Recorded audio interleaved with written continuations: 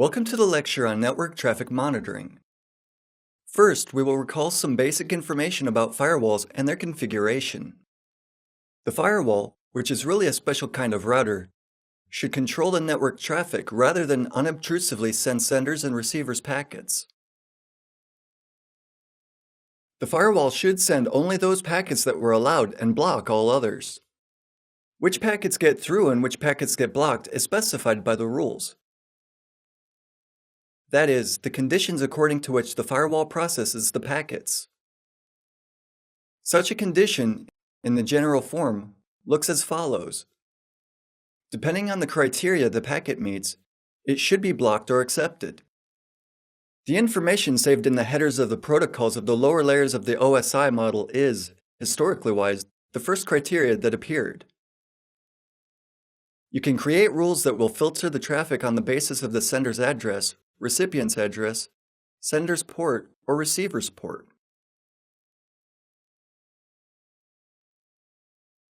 There are two approaches to creating such rules, or configuring the network firewall. The first says that the default rule should be a block rule.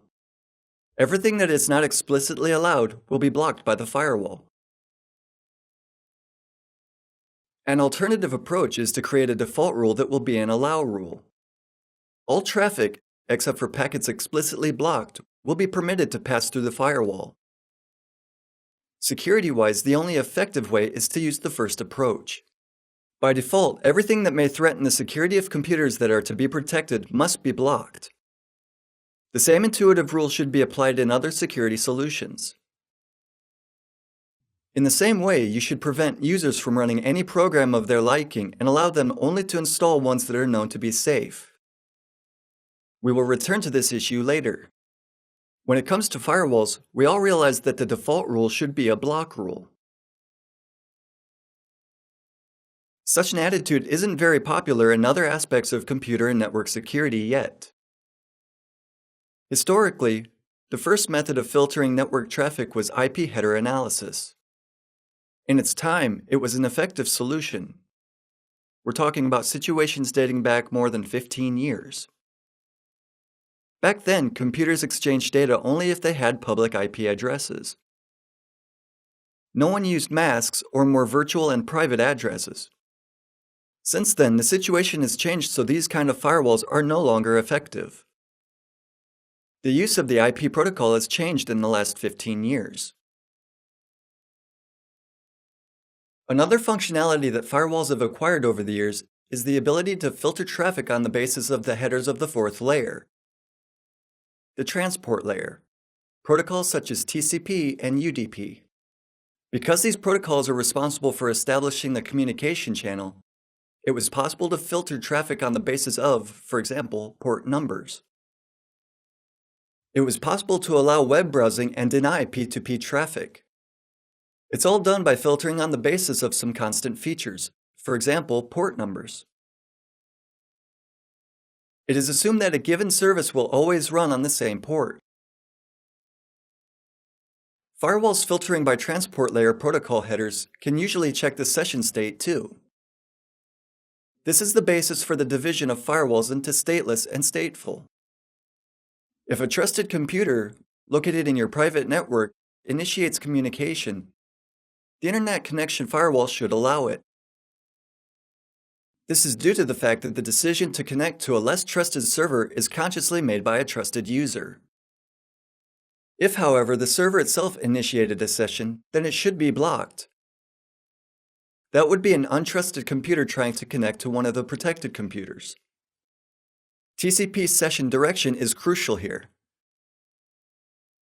We will return to the issue of TCP session direction later in the lecture.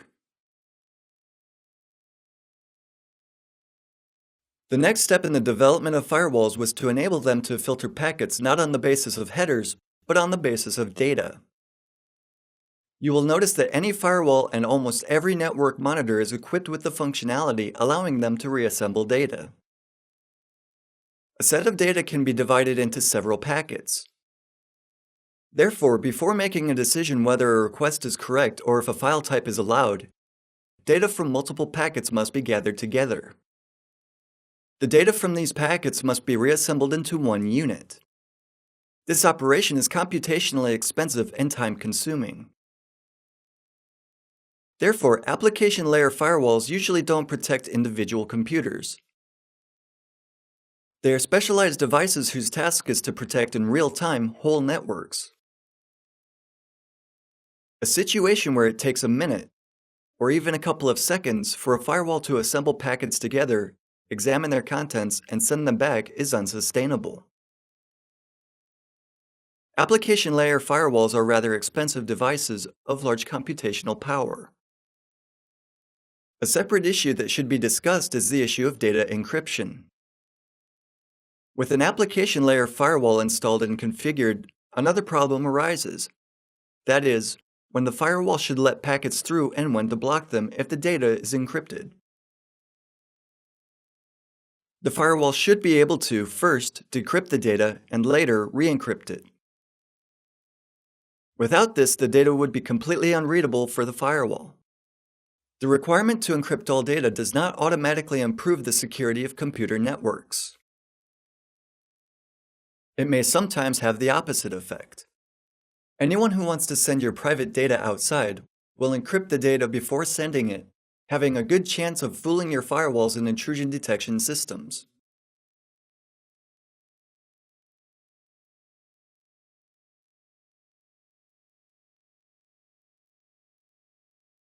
Even though firewalls are not perfect, they are very useful and effective indeed, for the purposes they were created for. Firewalls should be used to control traffic between networks and subnets. You should use them to control the transmission of messages that are not needed outside, primarily diagnostic messages. Such a control should take place on a corporate network boundary or even the boundaries of individual subnets. While blocking the ICMP protocol on the subnet level can cause some trouble, blocking these messages at the boundary is reasonable. The firewalls are perfect for controlling traffic between subnets. Having divided the network into subnets, you can allow access to the subnet which hosts database servers only through the port servers listen on. In this way, you prevent people from using them for other purposes, for example, as file servers.